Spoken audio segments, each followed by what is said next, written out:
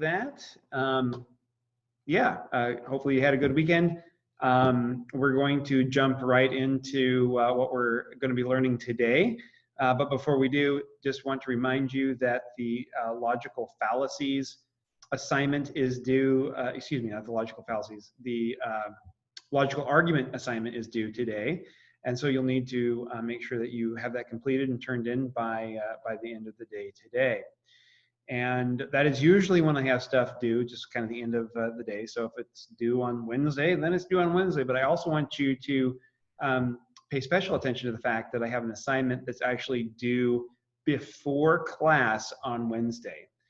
So you'll see in your Google Classroom that there are 3 assignments. They're all very short that I'm giving you today. One of the 3 is what we'll be learning about today primarily in class.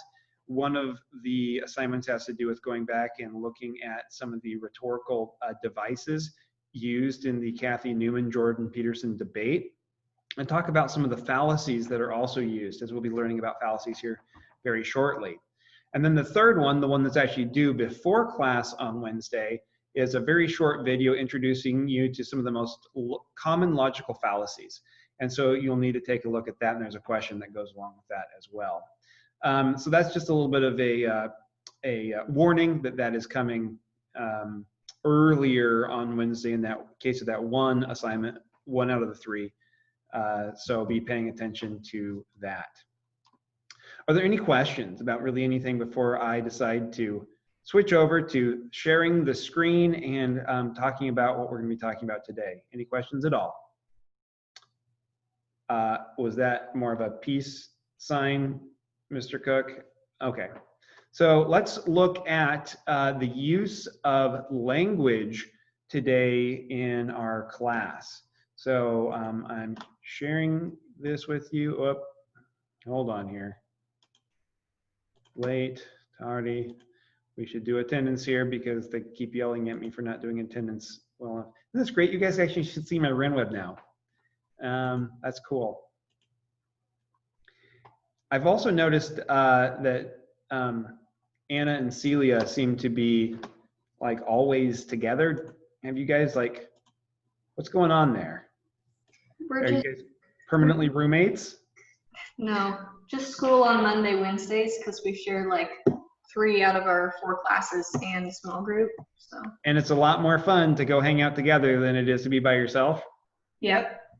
Yep, I get that. Mr. Ferguson and Mr. Schweiger and myself, we also have been hanging out quite a bit. Sometimes we even just kind of hang out in the same room and do our work just so that we're not completely isolated.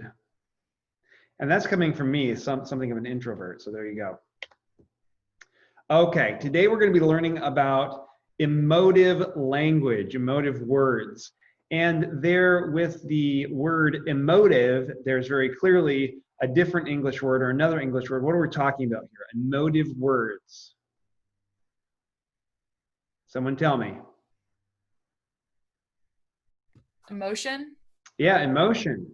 It turns out, guys, that words can have a very direct and distinct meaning, but have a emotional impact that is not necessarily measured in the definition of the word.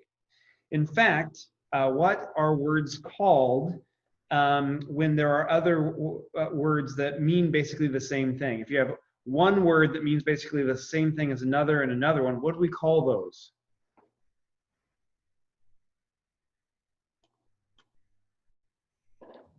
A synonym. That is correct. A synonym. And so you can look at one word and it means X, and another word and it means X, exactly the same thing. However, and this is and you may have never noticed this because you just do it out of habit. But oftentimes what people will do and what you will do when you're arguing with your parents is that when you are trying to relay a position, you choose, just kind of by nature, the most positive sounding language to help with that emotional impact. You guys know what I'm talking about, all of you do. To choose that emotional impact that is emotionally more convincing. You use it as a rhetorical device. Now, rhetoric and logic can be pulled apart. Oftentimes there are people who have great rhetoric, but their logic is very, very weak. And so we're going to be looking at kind of the difference between those things and focusing today on emotive language. A word can have a literal meaning, but have an emotional impact. Another word can have almost the exact same meaning, but have a completely different emotional impact. And so my warning for you is this: watch out that you don't let the emotions attached to certain words and how they impact you dissuade you from the logic that is being put forward. So let's use an example. I'm hoping that I'm not picking on anyone's parents' career here or anything, but I am very familiar with the Polk County, Oregon building inspector. He's been to my place before. And he has a lot of views about certain things, and he's very good at finding minor things that really don't matter a whole bunch and pointing those out. But he also kind of misses, you know, some of the big stuff that I'm like, well, if he ever catches me on that, I'm gonna have to redo that. And don't worry, he'll miss it. He'll find something minor that doesn't really matter.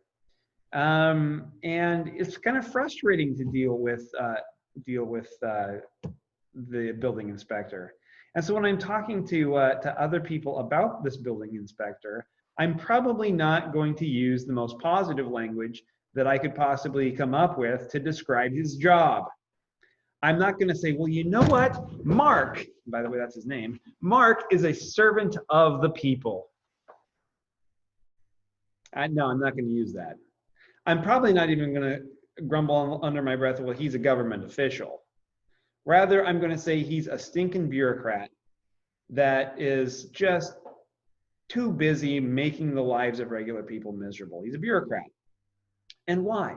Because bureaucrat sounds less positive than a government official or a public servant, servant of the public.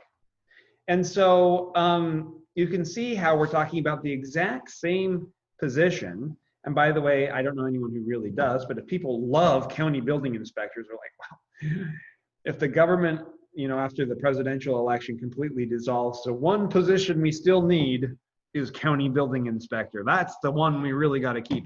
I don't know people who think that, but maybe they do, I don't know. And so most people who deal with county building inspectors don't really appeal to them lovingly. Speaking about a public servant or servant of the people, I've got a story about Harry Truman for you. How many of you know anything about Harry Truman? And I know some of you took my AP US history class, and so if I don't see your hands rising, I should throw my coffee through the screen at you. Harry Truman, anyone? Ish. Celia's like, I remember the name. So Harry Truman was the vice president for Franklin Roosevelt when Roosevelt died in 1945 and became president. And he was president until January of 1953. So he served there almost fully 2 terms. And he was known for his use of, let's just say, colorful language. Oh, wait, did you guys hear what I just did?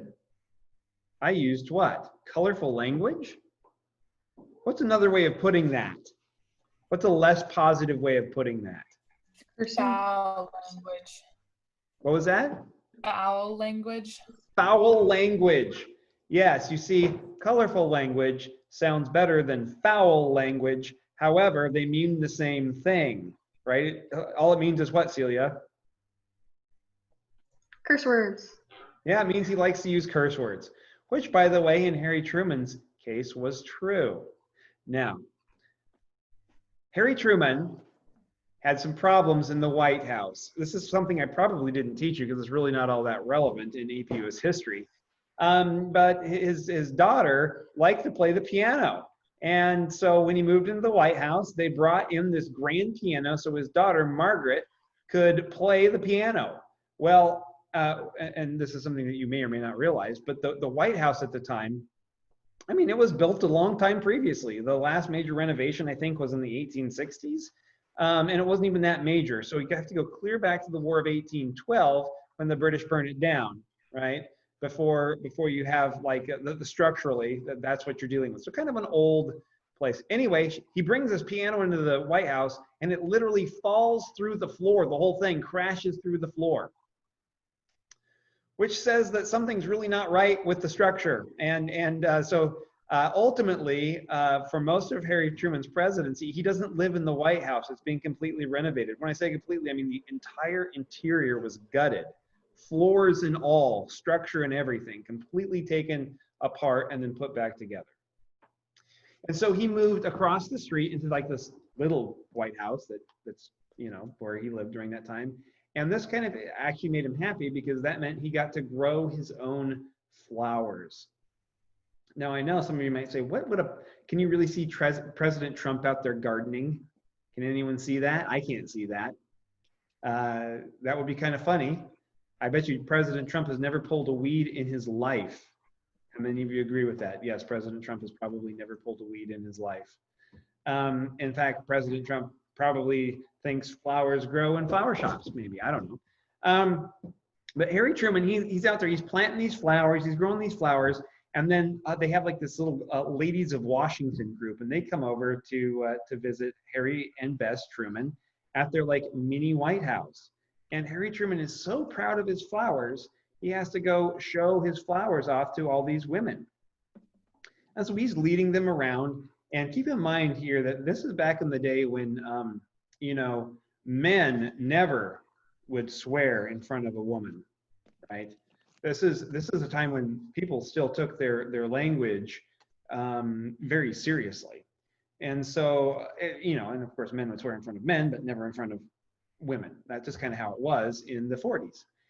And Harry Truman, of course, you know, I say he wouldn't, you know, his wife, I'm sure, heard plenty of things. But regardless, he's showing these women around the little White House, you know, the temporary White House, and he's bragging about how awesome his flowers are, and he keeps talking about the manure that he uses. The manure. Oh, he's got the best mix of manure. Manure. And every time he says the word manure, he's like, oh, can't hardly believe you'd say the word manure. And a couple of the women go over to Bess, Harry Truman's wife, and say, can't you please get Harry Truman to pick a different word? You know, manure just sounds so bad. Maybe get him to say fertilizer. And then Bess laughs and she says, it took me 20 years to get him to say manure.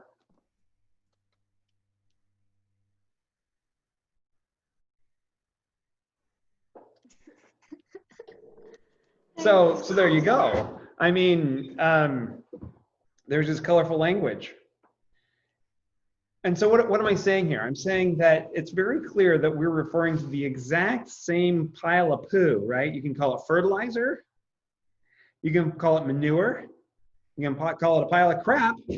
Or you can call it what Harry Truman used to call it. But it's really still referring to the same thing.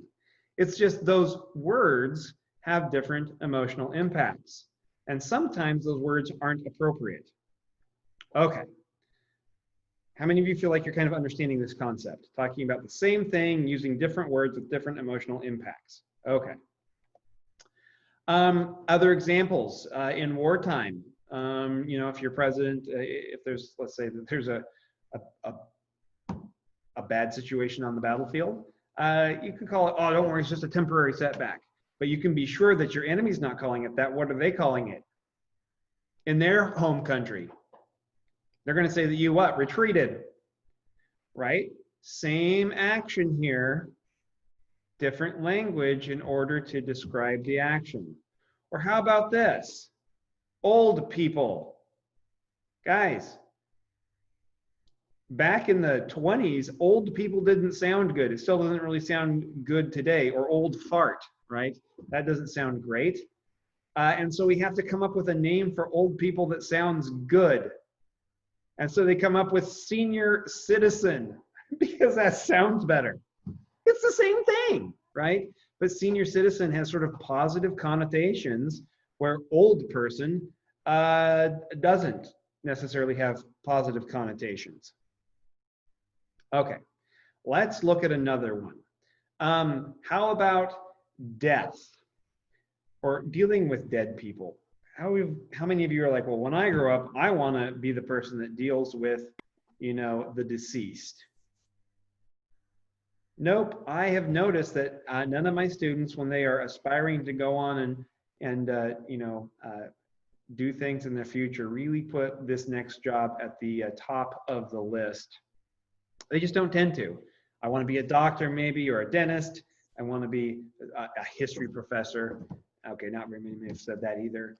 But there's been very few of them that are like, I want to deal with dead people. We used to call them what? Does anyone know? The people who like take the dead bodies and embalm them. What did we call them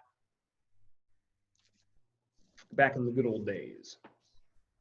Feast, corpse. No, not the dead body, but the job that embalms people. Grim Reaper. Mortician? The Grim Reaper. That's so, no, that's a mythical figure that comes for you to kill you and take you to some place that's probably terrible. Same thing, right? I'm not seeing the difference. No, so the person that after you die, they're like, well, what do we do with this dead body? We have to like doll up this dead body so that when when people come to see grandma, right? You pop up the Mortician? casket and look at her. What are they called? Oh, okay. Mortician? That's what we used to call them. We used to call them morticians, right? But that started sounding negative. You know why? Because these are the people that like suck out the blood of the dead people and pump it full of other stuff and then like put some makeup on them, right? Not positive. So we need to call them something else. So today we call them funeral directors. But you know what? Funeral sounds really bad too. Ooh, funerals? Because there are dead people at funerals. There's someone up there in a casket, or maybe even worse, there's someone up there in like a little jar. Funeral sounds so negative, so we have to call it something else. So today, instead of calling it a funeral, people call it what? A celebration of life. They're dead. They're in a box in the room. You can't change the name and make it much better. Oh, this is a celebration of life. It's not a funeral. It's the same blasted thing. Oh my goodness, people. But you can see it's the way that we use this language, right? Oh, celebration of life sounds so much better than funeral. Oh, and guess what? Before the word mortician was used to describe those people who would embalm the dead, there was another term. It was even less attractive than mortician. That's why we started calling them morticians. Does anyone know what it was called? Undertaker.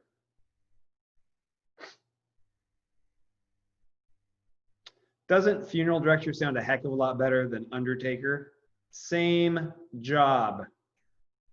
So once again, you can see the language that we use in addressing all sorts of different things, from a position that a person is at in life, to a job that someone may have, to a character trait that someone may have as well. Politicians. Oh my goodness, if you've ever had to watch Fox News with your dad and you get these two people on Hannity and they're yelling at each other about abortion, you're just like, just shoot me. How many of you ever had to experience that? Wow, like over half of you. That's pretty crazy. That's pretty crazy. Okay, so you will note that usually what happens in an argument like this is both sides, rather than trying to make an argument and lay out like a logically deductive argument, they're just using language to label the other people and make them sound negative. This is how it happens so regularly. So you could make an argument, let's just take an argument that is, say, against the legality of abortion. It'd be something along the lines of, no human being who is innocent should ever be put to death. A fetus is an innocent human being. Therefore, a fetus should never be put to death, right? So that would be a logically deductive argument against abortion, right? Against the legality of abortion. You shouldn't have it legal that these fetuses are put to death. But that's not typically what happens. there's a word game that happens more than there is logical argumentation. So what sort of language might these people end up using? Well, you'll hear people who are pro-life oftentimes be accused by the other side of being called anti-choice, right? Pro-life sounds positive, anti-choice sounds negative, but yet it's the same position. Pro-choice sounds a lot better than pro-abortion. Pro-abortion doesn't sound great, if you know what I mean. And I would also say this, and by the way, I've heard all these terms used in arguments. All four of these terms. You're pro-abortion. Well, I mean, what would that even mean? Like, yeah, I believe all babies should be aborted. That's kind of crazy term. Or anti-choice. Just because someone doesn't think that you shouldn't like kill an unborn baby doesn't mean that you're opposed to choice. Like, when you go into the store, it's like, well, you might want to choose Cheerios, but no, Wheaties. Like that, no. Anyway, these words, these terms have emotional impacts. And then, of course, for the people who are pro-choice, they tend to couch this language or these arguments in terms of reproductive rights. Well, a right is something that should not be taken away, or maybe even cannot be taken away. Well, it makes having the choice to abort your unborn child sound like it's a right, just in the terms of the language that is used. So be careful when you use language, and be careful when you're listening to people speak, because language has a life of its own, and people use it to manipulate you, and you use it to manipulate others, whether you realize it or not. Just think about it. Last time you tried to talk to your parents about something and convince them about something, you spin it in the most positive possible way. This is just human nature. But watch out that isn't what is causing you to believe something rather than the arguments itself. Look at the argument, not the emotions attached to the language that people use when they try to convince you. So we're going to play a word game, and you'll note that one of your assignments today, the Emotive Words Worksheet assignment, which is in your packet. You had 2 packets that I gave you guys when you came through and picked up your stuff. I gave you the ethics course pack, which we haven't opened yet, and there's another one with a series of worksheets in it. This would be the worksheet on the very top. It's only one-sided. It's the Emotive Words Worksheet. And so you'll want to pull that out and work on that for your homework. Then you'll scan it or take a picture of it and send it to me in responding to the assignment.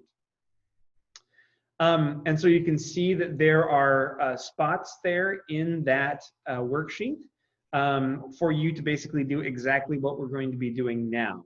And so what we're doing now will mimic what you will do later in the Emotive Words Worksheet. Okay.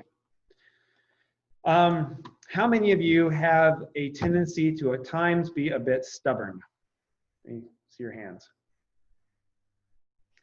How many of you, after being a tad bit stubborn, was like, gosh, you know what? I am a stubborn fool. How many of you would say that about yourself? I'm a stubborn fool. Or, you know what? I'm just obstinate. Probably not too often, because that makes you sound what?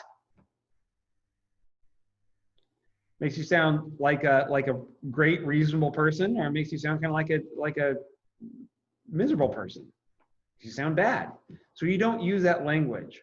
So here's a word for you. For those of you who like to be stubborn at times, you can say, you know what? I am just firm in my positions. Doesn't that sound better than obstinate or a stubborn fool? And so in this assignment, in this word game, we are going to basically take the typical human tendency to try to dress up yourself in the best light possible. And then the next person over, let's say that they're your friend, or they're kind of your friend, or at least they're in the room. We're going to use the next level, less positive, maybe even negative, but not that negative, of language means the same thing, right? Synonyms as the first, obstinate and firm in positions means the same thing, basically. And then finally, let's assume that we are just kind of nasty people. We like to make ourselves best. And when the people that we're talking about aren't even in the room, we can be really nasty, right? And so let's be nasty. That doesn't sound good. Strike that. Let's say nasty things about those people that aren't even in the room. So I am, you are, and then he or she or whatever is, and so that they can't hear you, you can just be as negative as you want. So I am just firm in my positions. You are obstinate. He is a stubborn fool. So once again, positive, less positive, negative, or just downright negative. Same action or same attitude or same character trait, different words with differing emotional impacts. Okay. You probably don't say this very often. Oh, I'm just being righteously indignant. But I can guarantee you, you would say that before you would say, I am making a fuss over nothing. Most of you probably would not say that about yourself, even when you are making a fuss over nothing. You would just say, I'm just, indignant, self-righteously maybe even. And that sounds a bit better. Or how about this? I've reconsidered my position. I've reconsidered it. What, doggone it. You've changed your mind. He or she has gone back on their word. And by the way, we use this sort of language all the time, right?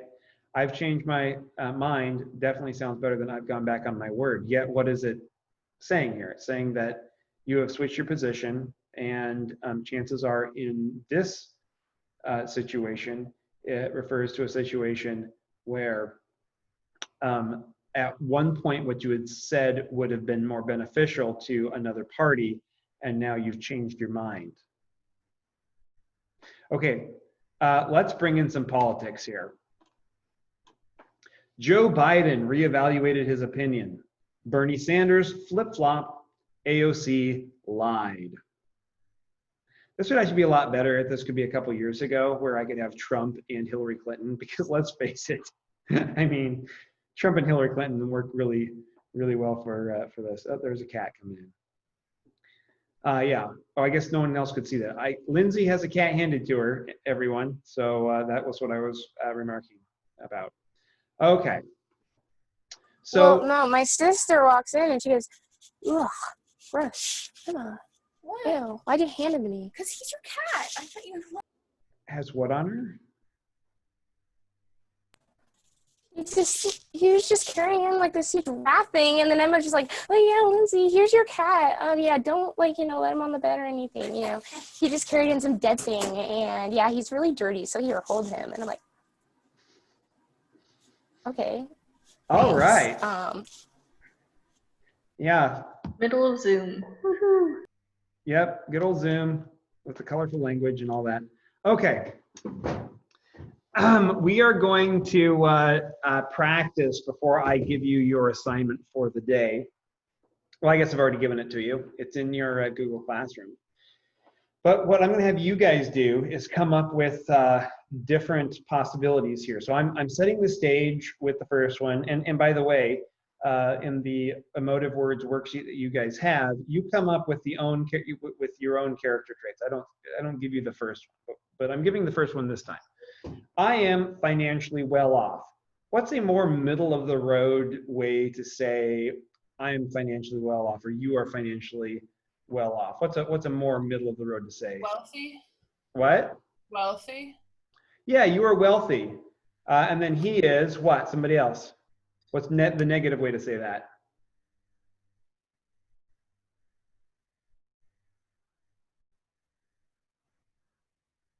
Like, I don't know. I can only think of the word spoiled, but that's not what I'm looking for. Yeah, Like so spoiled doesn't rich. entirely work, but what else might? Rich.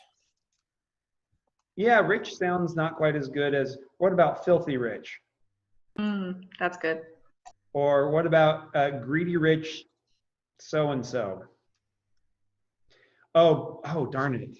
I totally forgot to say this last class period. Whoops.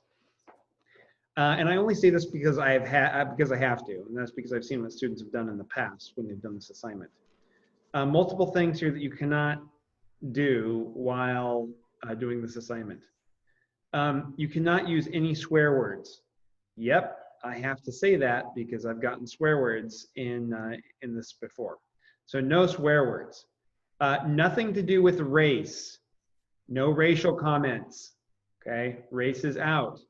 Nothing to do with sexuality. I've had all sorts of strange, well, not all sorts of them. I've had to put this ban on very early in my teaching career. Nothing about sexuality, homosexuality, trans, anything sexually that's not, anything sexually, period. Okay, nothing. So pick other things. Things that we can actually talk about in a way that will only be offensive in a socially appropriate way. Speaking of things that are offensive in a socially appropriate way, let's try one more of these practice problems. Are you guys ready? So I apologize for this next one just a little bit. Emily, you have a question? Am I allowed to use God's name in vain? No. Seriously? The Bible tells you not to. Yes, it does. And so why would you want to? I'm so confused. It just made it sound better. Okay, thank you. I'll change it. Okay.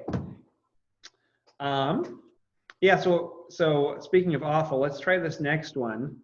And yeah.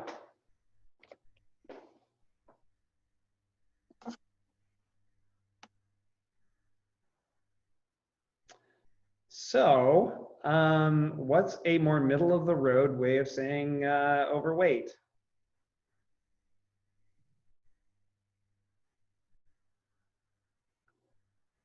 Fat. Slightly tubby. Chubby, fat. And then, the person's not in the room anymore. What might you Bulky. say? Big What? boned. What? Big boned. Big bone to be for like maybe the middle one. Yeah. OB. Yeah. What's the worst one? The guy's not in the room anymore. Obese. Yeah, obese. Overbearingly obese. What? Overbearingly obese. Overbearingly obese. That's terrible. How about land whale? Oh, that's bad. Yeah, I had a student one time say that, and I was like, "Oh, that's terrible." And so then I've had to say it ever since because it's funny. Yeah, he is the star of my 200 or my 2-ton or what is it? What's that show called? My 600-pound life. Oh, I love that show. Just kidding. It disgusts me. Yeah, yeah. We're like, well, how do we get him out of the house? We have to break down a wall. Yeah, My grandma's not quite there, but she's close. what was that? My grandma's not quite there, but she's close. Sophie. Oh, that's. She's huge. Oh, that's funny. Okay. Yeah, so there you have it. And that's actually what I have for you guys today. I was going to jump into the early part of logical fallacies, but I kind of wanted you to watch this little video first that I have in the assignments. And so, yeah, so if you have any questions on the assignment here, now's a good time to ask. Any questions about how to do this? Just to be very, very clear before I let you guys go a little bit early today, I don't think I've ever taught this class or even a period of this class and ever had any class completely do it right. Every single time I've taught this class, I usually have a student or two or three or four miss the whole purpose of the lecture and what we're doing. And what they will do is they'll say something like, I am skinny. You are chubby. He is super fat. What's the problem with that? Skinny is not the same topic as the other two. We don't mean the same thing. Yeah, that's exactly right. We're talking about different things. They're like, another one that I've often seen students do is something like, I run fast. You run kind of fast. He is super slow. No, that's not the point. Okay, the point is we're talking about the same character trait in different people, using different language, making it sound positive, less positive, and negative. Just want to make sure that that's super clear. We're not talking about different things. We're talking about the same things in how we do this. So I'm hoping that in this class, with 9 students, we all do this correctly. Okay, any questions before I let you guys go? Okay, so I'll have, let's see here, everybody go. I'll let you all go, except for I want to have Sophie on, and then also Celia and Anna. And everyone else can go. See ya, be working on this for the next couple minutes. Okay, Am so I in actually, trouble? Celia, you're not the one I want to talk to, it's Anna. You two have asked me for, yeah, you guys have asked me about recommendations. And the only question I have for you guys is, when do you need those done by? So I was gonna include that in the email, but I didn't know exactly because I don't know exactly how Common App works. But I need to submit mine, but I'm doing early application, so November 1st Okay, that's right. is when I need to turn it in by. So my hope would be before that. Yep, no problem. Anna, I'm aiming for early applications too. so November the 1st. Yeah. Okay, all right, I'll have it done. I'll probably get it done here in the next 2 to 3 weeks. I tend to work on them when I have time, and I usually spend a bit of time doing them. So if you haven't heard from me in 2 weeks, say, Mr. Cook, where are you on that? And I'll be like, oh yes, I should send that, get that underway. But I'll probably have them done in the next couple weeks. So okay, Thank that's you all so I have. much. If I made you nervous, I'm sorry. No, you're fine. I thought you were gonna say you shouldn't call your grandma obese, and I was like, well, she is. Yes, exactly. I don't care how fat she is. Don't call her that. Oh my Yeah, gosh, even my dad called her fat. It's okay. yeah, I'm not worried about it. Bye bye. Bye.